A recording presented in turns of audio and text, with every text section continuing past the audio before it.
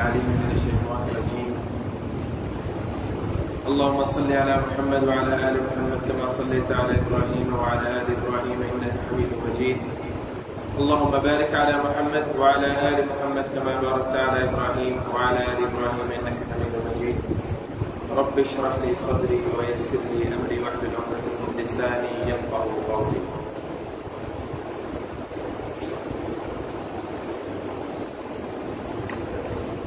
ہمارے محترم بھائی نے کچھ باتیں کہیں. میں ایک دین کا طالب علم ہوں اور مجھے انتہائی خوشی ہے جو کلمات انہوں نے میرے لیے ادا کیے. اس میں کوئی شک نہیں کہ اللہ تعالیٰ نے جو بھی عزتیں ہیں جو بھی برکتیں ہیں وہ فقط قرآن کی وجہ سے ہی مجھے عطا کی ہے. اس کے علاوہ میرے اندر کوئی خاص بات نہیں.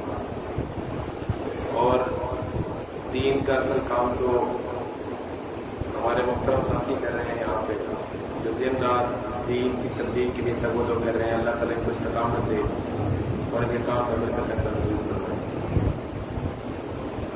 میں چند گزارشات آپ تک رکھوں گا. اللہ تعالیٰ اس پہ مجھے بھی اور آپ کو بھی عمل کرنے کی توفیق عطا فرمائے. اللہ تعالیٰ قرآن پاک میں فرماتے ہیں لَإِن شَكَرْتُمْ لَأَزِيدَنَّكُمْ وَلَئِن كَفَرْتُمْ إِنَّ عَذَابِي لَشَدِيدٌ. اس آیت سے ہمیں کچھ چیزیں سیکھنے کو ملتی ہیں. لَئِن شَكَرْتُمْ لَأَزِيدَنَّكُمْ تم شکر ادا کرو میں تمہیں زیادہ عطا کروں گا. وَلَئِن كَفَرْتُمْ إِنَّ عَذَابِي لَشَدِيدٌ اور اگر تم نے کفر کیا تو تمہارے لیے عذاب شدید ہے. دین اسلام میں شکر کا تصور ہے نہ شکری کا تصور ہے. یا شکر ہے یا کفر ہے. اب شکر کیا ہے؟ اللہ تعالیٰ نے تمہیں دنیا عطا کی, مال و دولت سے نوازا, اولاد سے نوازا, گھر سے نوازا, گاڑی سے نوازا, والدین عطا کیے, کاروبار عطا کیے. تو شکر کیا ہے؟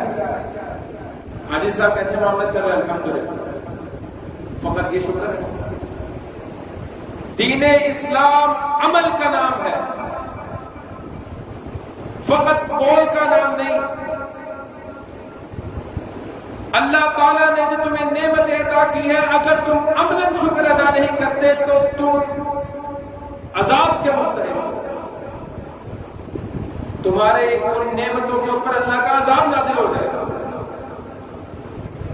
اللہ تعالیٰ نے تمہیں دولت عطا کی. شکر کیا ہے کہ تم دولت کو اللہ کی راہ میں خرچ کرو. اللہ تعالیٰ نے تمہیں صحت عطا کی. شکر کیا ہے؟ اس صحت کو اللہ تعالیٰ کے راستے میں, اللہ تعالیٰ کی تبلیغ میں, اللہ تعالیٰ کے کاموں میں صرف کرو. اللہ تعالیٰ نے تمہیں گاڑی عطا کی. اس گاڑی کا شکر کیا ہے؟ اس نعمت کا شکر کیا ہے کہ اس گاڑی کو تم اللہ کے لیے استعمال کرو. اللہ نے تمہیں اولاد عطا کی. اس اولاد کو دینی تربیت دو. یہ اپنی اولاد کا شکر ہے. اللہ تعالیٰ نے تمہیں والدین دیے, صحیح سلامت والدین دیے, ان کی خدمت کرنا اس نعمت کا شکر ہے. اور اگر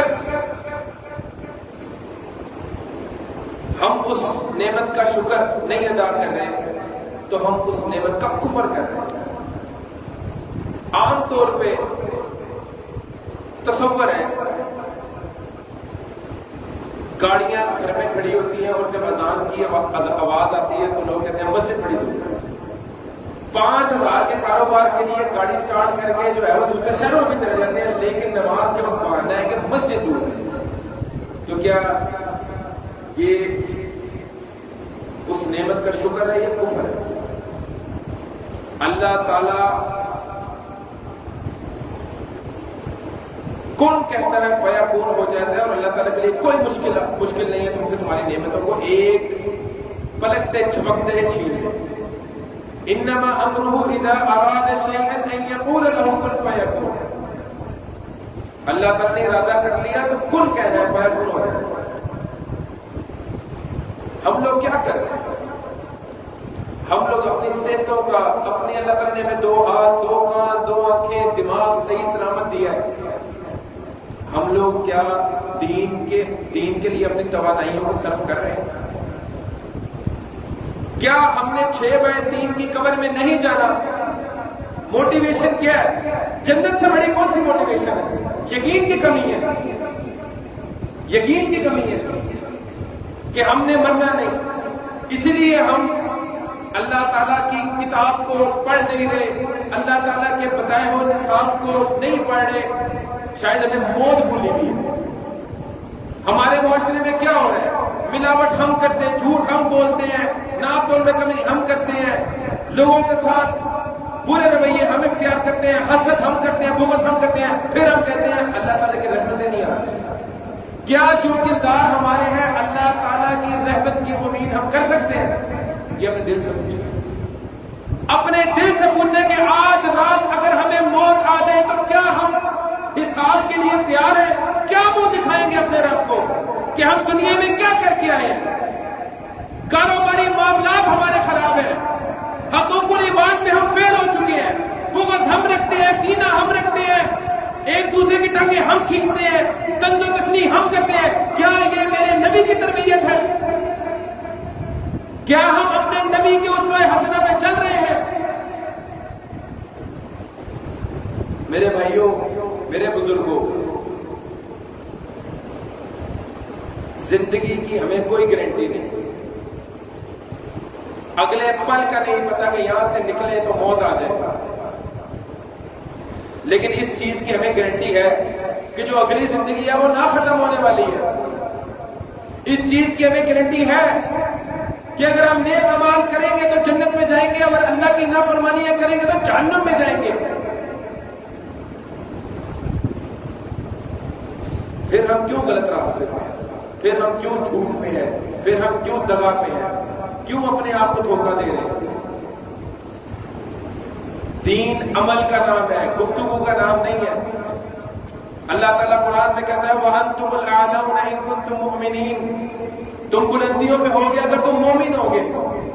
آج ہم بلندیوں پہ ہیں، آج ہم تنزلی کا شکار ہیں، آج ہم اخلاقی تنزلی کا شکار ہیں، معاشی تنزلی کا شکار ہے، معاشرتی تنزلی کا شکار ہے۔ اس کی وجہ کیا ہے؟ دین کے اصولوں کو مسخ کر کے رکھتے ہیں۔ پھر ہم کہتے ہیں اللہ تعالیٰ کی ہم پہ جو ہے نا وہ رحمت نہیں، اللہ تعالیٰ ہم سے ناراض ہے ہمارے اعمال کی وجہ سے۔ ہم مثالیں دیتے ہیں صحابہ کی، ان جیسا بنو تو صحیح۔ وہ 313 تھے جو ہزاروں پہ غلبہ آ گیا، جن کا جو ہزاروں پہ غالب آ گئے، ان 313 میں صرف ایمان تھا، اللہ پہ توکل تھا۔ آج تم تعداد میں بھی زیادہ ہو، آج تم رقبے میں بھی زیادہ ہو، آج تم دولت میں بھی زیادہ ہو، پھر بھی تم شکست کھائے ہو۔ اس کی وجہ تم دین سے ہٹ چکے ہو۔ ہر چیز میں یہ کہہ دینا کہ جو کچھ کر رہے ہو امریکہ کر رہے ہیں، امریکہ کے سارے دودھ ملاوٹ کر رہے ہیں، امریکہ آ کے 2 نمبری کر رہے ہیں، امریکہ آ کے جو ہے وہ آپ کو کہہ رہے جھوٹ بولو، دھوکہ دو۔ ہم اپنے اعمال کے خود ذمہ دار ہیں، اور یہ جو عذاب ہم پہ آیا ہوا ہے، یہ جو ہم تنزل کی طرف جا رہے ہیں، وہ صرف اس لیے ہے کہ ہم اللہ تعالیٰ کے نافرمان ہیں، ہم نے اپنی نعمتوں کا کفر کیا ہے، دین اسلام مذاق بنا دیا ہم نے۔ کاروبار کے اندر اللہ تعالیٰ کہتا ہے وَأَحَلَّ اللَّهُ الْبَيْعَ وَحَرَّمَ الرِّبَا، پھر بھی ہم سود کھا رہے ہیں اور اللہ کی رحمت کے منتظر ہیں۔ من غش فلیس منا، جو ملاوٹ کرے وہ ہم میں سے ہی نہیں، پھر بھی ہم ملاوٹ کر رہے ہیں، نبی کے فرمان کو عمل نہیں کر رہے۔ وَلَا تَقْرَبُوا الْفَوَاحِشَ، فحاشی کے قریب بھی نہ جاؤ، پھر بھی ہم فحاشی کو مبتلا ہیں۔ جیب میں موبائل پڑا ہوا ہے، موبائل کو ہم کس طرح استعمال کر رہے ہیں، یہ ہم نے اپنے گریبان میں خود جھانک لیا۔ وہ بندہ جنت میں جائے گا جس کی تنہائیاں پاکیزہ ہیں۔ ان لوگوں کے سامنے تو ہر بندہ زاہد عابد بن جاتا ہے، جس کی تنہائیاں پاکیزہ نہیں وہ جنت میں نہیں جا سکتا۔ آج کل کا نوجوان بے راضی کا شکار ہے، کیوں؟ کیونکہ اس کے اندر دین کا فہم ہی نہیں، اس کو دین سکھایا ہی نہیں گیا۔ والدین کی حتی الامکان کوشش یہ ہے کہ اس کو دنیا دے دو، بڑی سے بڑی یونیورسٹی داخل کرا دو، اعلیٰ سے اعلیٰ تعلیم اس کو دے دو تاکہ یہ بڑا افسر لگ جائے۔ آخری بات، اس کے بعد اپنی بات کو ختم کروں گا۔ دنیا اللہ تعالیٰ نے فرعون کو بھی دی، قارون کو بھی دی، لیکن بدترین عذاب دیا۔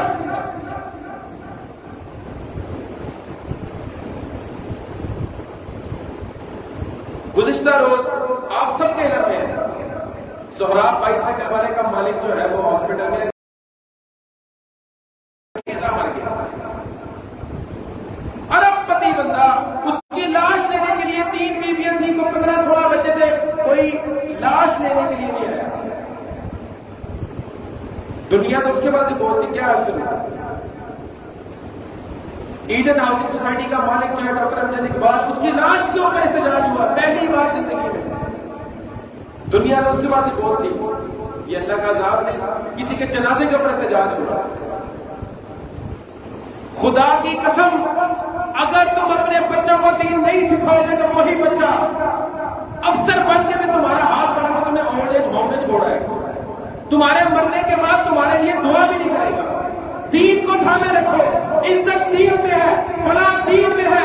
لا الہ الا اللہ محمد رسول اللہ پڑھنے والے بندے کے لیے صرف اور صرف اسلام کے اصولوں میں چلنے پر ہی فلاح ہے، ورنہ بدترین ضلالت ہے۔ نہ تم دنیا میں کامیاب ہوگے نہ آخرت میں کامیاب ہوگے۔ اللہ تعالیٰ ہمیں دین پر مکمل عمل کرنے کی توفیق عطا فرمائے۔ یہ قرآن مکمل ضابطہ حیات ہے، یہ قرآن جنت میں جانے کا واحد نصاب ہے۔ ہم اپنی زندگیوں کی مشکلات اس کا حل کہاں سے تلاش کر رہے ہیں؟ اللہ تعالیٰ نے تو قرآن میں کہا وَمَن يَتَّقِ اللَّهَ يَجْعَلْ لَهُ مَخْرَجًا، تم تقوی اختیار کرو، تمہارے لیے راستے وَيَرْزُقْهُ مِنْ حَيْثُ لَا يَحْتَسِبُ، بے شمار رزق کن کے لیے؟ وَمَن يَتَوَكَّلْ عَلَى اللَّهِ فَهُوَ حَسْبُهُ، جنہوں نے اللہ پہ توکل اختیار کیا، نہ تقوی ہے نہ توکل ہے، پھر ہم روتے ہیں۔ تم تقوی اختیار کر لو، تم اللہ پہ توکل کر لو، زندگی کے کسی میدان میں اگر ناکام ہوگے تو میں ذمہ دار ہوں۔ قرآن نہیں غلط کہہ سکتا، ہم غلط ہیں۔ قرآن کے اندر ایک ایک بات صحیح لکھی ہوئی ہے۔ اللہ تعالیٰ نے اپنے بندے کو مکمل ضابطہ حیات عطا کیا ہے، زندگی گزارنے کا طریقہ ہے، آخرت میں کامیاب ہونے کا طریقہ ہے۔